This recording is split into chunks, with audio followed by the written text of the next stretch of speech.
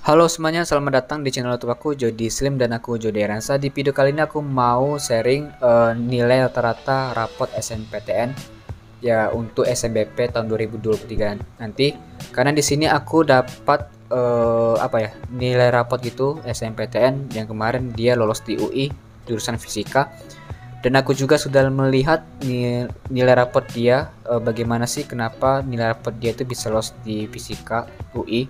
Sebenarnya nih konten aku mau bikin ini sekaligus untuk menganalisa strategi pemilihan jurusan dia gitu. Tapi karena dari kemarin data untuk melihat ataupun mengecek keketatan jurusan itu masih sinkronisasi, jadi aku nggak bisa melihat. Tapi di sini aku langsung aja ke poin dimana aku mau nge-share nih nilai rata-rata rapot untuk lolos SNBP tahun 2023 nanti, terutama di jurusan fisika UI teman-temannya.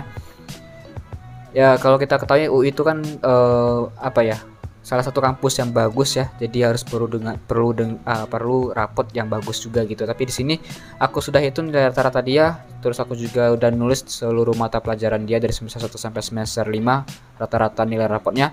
Dan di sini akan aku sharing teman-teman, dan sebagai contoh juga buat kalian nih, contoh ini adalah sebuah contoh rapot yang bagus untuk bisa lolos SNBP tahun 2023 nanti.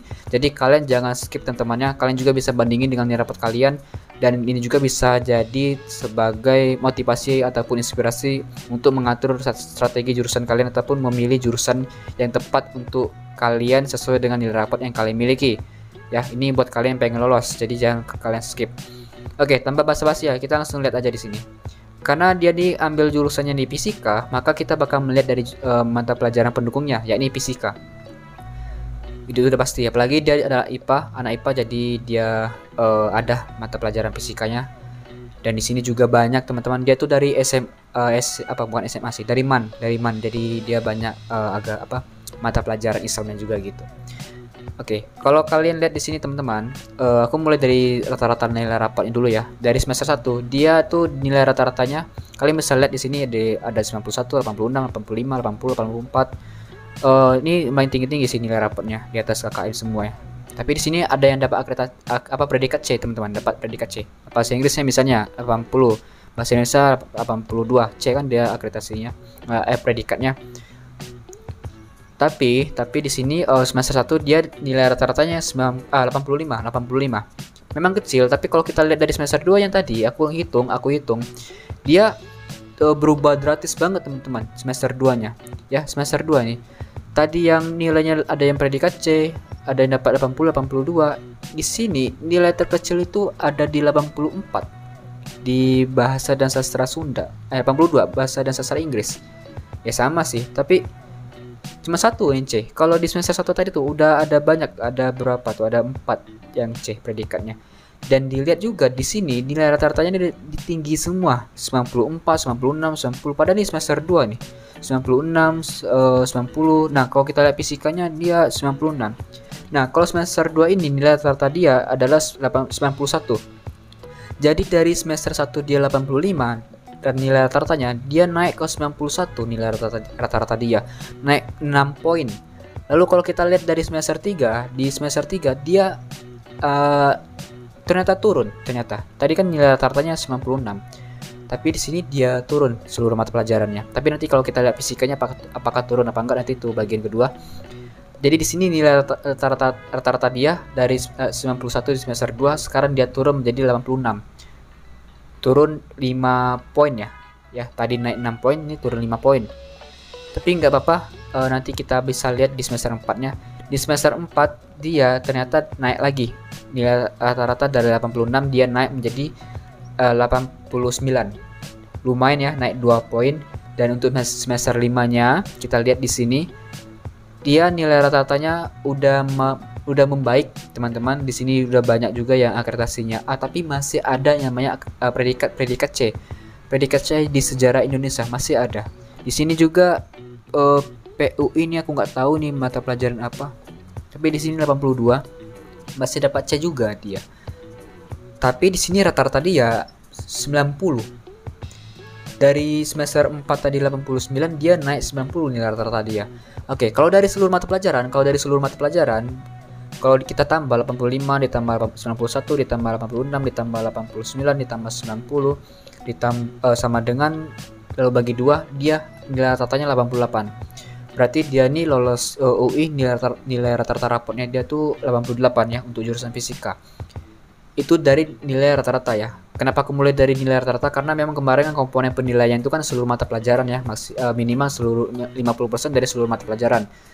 Dia dapat 88 nanti dikalikan berapa gitu, 60% atau 70% atau 50% dari pihak PTN menetapkannya berapa gitu. Sekarang kalau kita lihat dari mata pelajaran pendukungnya yakni fisika, kita mulai dari semester 1 tadi.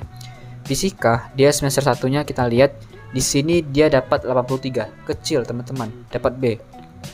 Mungkin dia belum ada rencana untuk ngambil fisika mungkin ya, masih kayak ikut-ikut aja gitulah sekolah gitu. Tapi ketika di semester 2 yang rata-ratanya paling tinggi 91, dia fisikanya dia naik sampai ke 96. Tinggi banget, dari 80 berapa tadi itu? 83 dia naik ke 96. Tinggi banget, itu lebih dari 10 poin teman-teman. Ini aku kaget banget ini, kok ada ya. Nah lalu kalau kita lihat dari semester 3 ini kan kalau 96 kan di semester 2 fisikanya. Semester 3 dia fisikanya tetap 96, dia masih nilai rapotnya masih komitmen lah, nilai rapotnya tinggi gitu 96 ya. Kan biasanya kalau semester berikutnya itu biasanya ada yang turun gitu kan. Tapi kalau aku lihat sini kayaknya ada yang turun sih dia. Nah kalau kita lihat dari semester 4-nya, dia fisikanya 98, dia naik 2 poin dari 96 ke 98. Itu bagus banget teman-teman, bagus banget nilai rapor dia. Lalu kalau kita lihat di semester 5, semester akhirnya, dia fisikanya dia dapat 96, dari 98 turun ke 96. Gak apa-apa turun 2 poin, yang penting gak lebih dari 3 poin atau 4 poin ya. Kalau kalian cek nilai rapat kalian, kalian harus pastikan juga ya nilai rapat kalian tuh naik turun tuh nggak apa-apa, tapi jangan sampai lebih dari 4 atau 3 poin gitu. Kalau nilai rapat kalian turun dari 4-3 poin, terutama di 2 mata pelajaran pendukung, mending kalian pilih jurusan yang lain teman-teman. Ini saran aku aja ya. Ini tips sebagai untuk lolos SNMPT ya. Tapi kalau misalnya tips untuk berada di jurusan yang tepat itu aku agak sulit juga sih. Ada yang kayak yang penting lolos deh SNMPT, nggak apa-apa salah jurusan itu. Kan ada orang kayak gitu. Ada juga yang aku nggak mau ngambil resiko deh, aku ngambil jurusan ini nggak tahu ini lolos apa enggak, yang penting aku nanti kuliah nggak salah jurusan. Ada juga kayak gitu.